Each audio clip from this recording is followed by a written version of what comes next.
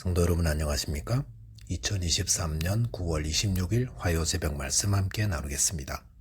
함께 나누실 하나님 말씀은 열왕기상 9장 1절에서 9절까지 말씀입니다. 본문은 솔로몬의 성전 봉헌식 후 하나님께서 솔로몬에게 나타나 응답하신 내용이 소개되고 있습니다. 본문을 통해서 승승장구할 때도 하나님 말씀을 따라야 함과 마음으로 하나님을 사랑하고 섬겨야 함에 대해서 묵상하겠습니다. 첫째 묵상할 내용은 승승장구할 때도 하나님 말씀을 따라야 한다는 것입니다. 본문 1절 2절에 보시면 솔로몬이 여호와의 성전과 왕궁 건축하기를 마치며 자기가 이루기를 원하던 모든 것을 마친 때에 여호와께서 전에 기브온에서 나타나신 같이 다시 솔로몬에게 나타나셨다라고 하였습니다. 솔로몬이 7년의 성전 건축과 13년의 왕궁 건축을 모두 마쳤을 때에 여호와께서 솔로몬에게 나타나셨습니다. 그런데 본문 2절에 보시면 전에 기브온에서 나타나신과 같이 다시 솔로몬에게 나타나셨다라고 하셨습니다. 전에 기브온이란 언제입니까? 그때란 솔로몬이 막 왕이 되어 일천번제를 하나님께 드리고 났을 때 하나님이 그에게 나타나셨을 때를 말합니다. 그때 솔로몬은 어떠했습니까? 열왕기상 3장 7절에 보시면 솔로몬은 하나님께 기도하면서 종은 작은 아이라 출입할 줄을 알지 못한다라고 하였습니다. 그리고 누가 주의 이 많은 백성을 재판할 수 있사오리까 라고 하였습니다. 기브온에서 기도하는 솔로몬의 모습은 누가 보더라도 겸손이었습니다.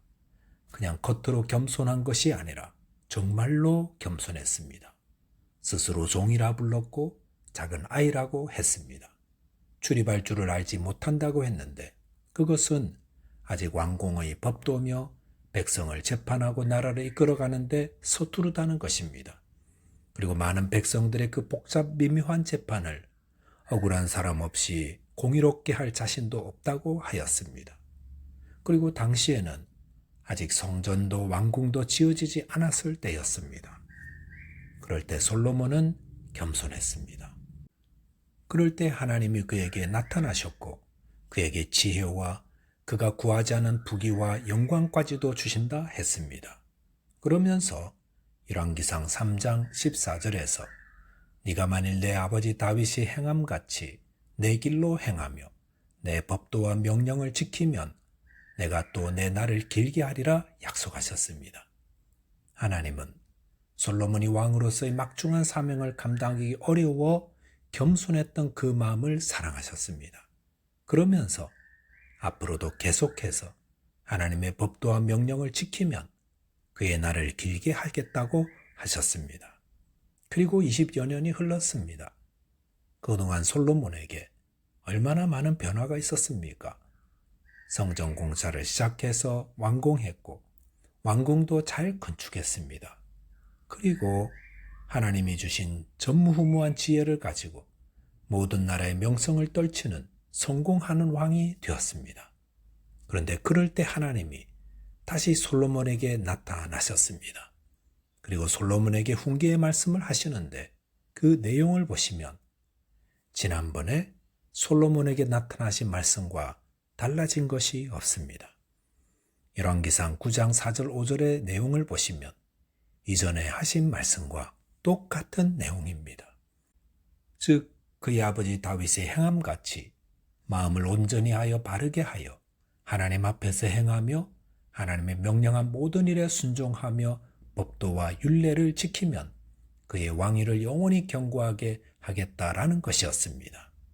본문을 통해 주시는 교훈이 있습니다. 그것은 우리가 사회적으로 성공의 길을 간다고 해서 더 특별한 하나님의 말씀이 임하는 것이 아니다라는 것입니다.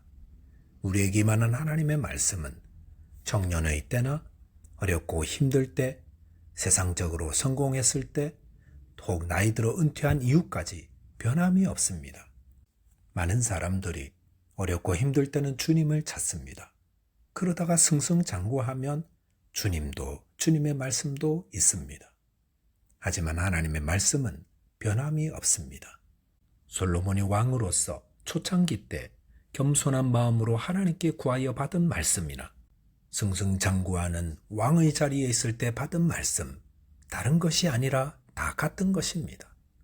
이 말씀 앞에서 우리는 우리 신앙이 초신자 때 그 겸손한 마음으로 받던 때를 되돌아봐야 할 것입니다.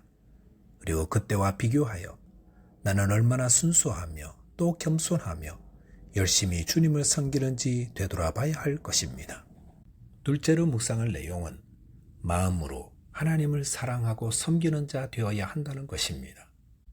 본문 6절에 만일 너희나 너희 자손이 아주 돌아서서 나를 따르지 아니하며 내가 너희 앞에 둔 나의 계명과 법도를 지키지 아니하고 가서 다른 신을 섬겨 그것을 경배하면 이라고 하였습니다.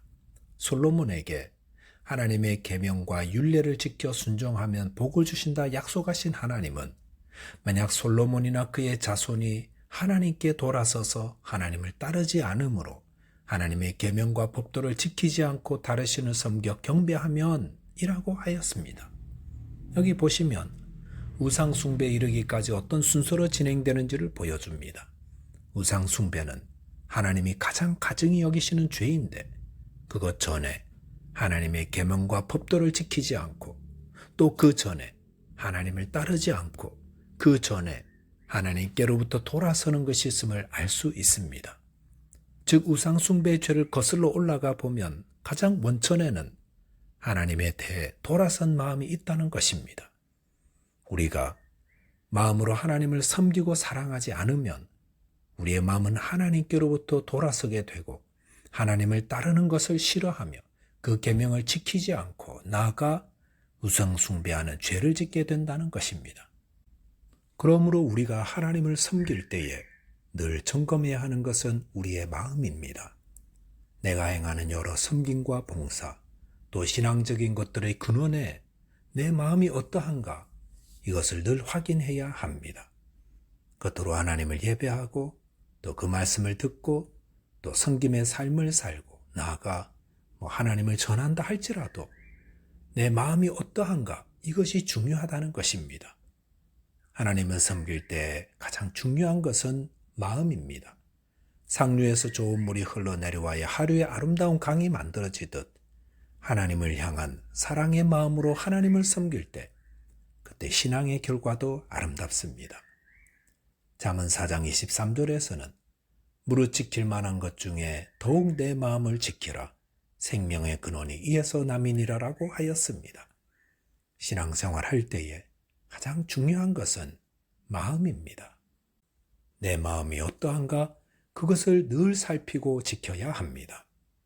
예수님은 마태복음 5장 8절에서 마음이 청결한 자는 복이 있나니 그들이 하나님을 볼 것이며라고 하였습니다.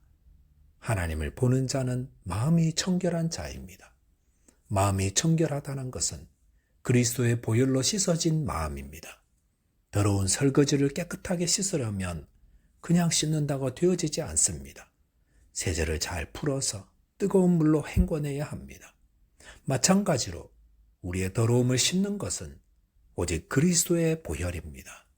그리스도의 보혈로 내 이 부패한 마음을 씻어주기를 간구해야 합니다. 기독교 신앙은 속사람의 변화입니다. 속사람이 변하면 겉사람도 변하게 됩니다.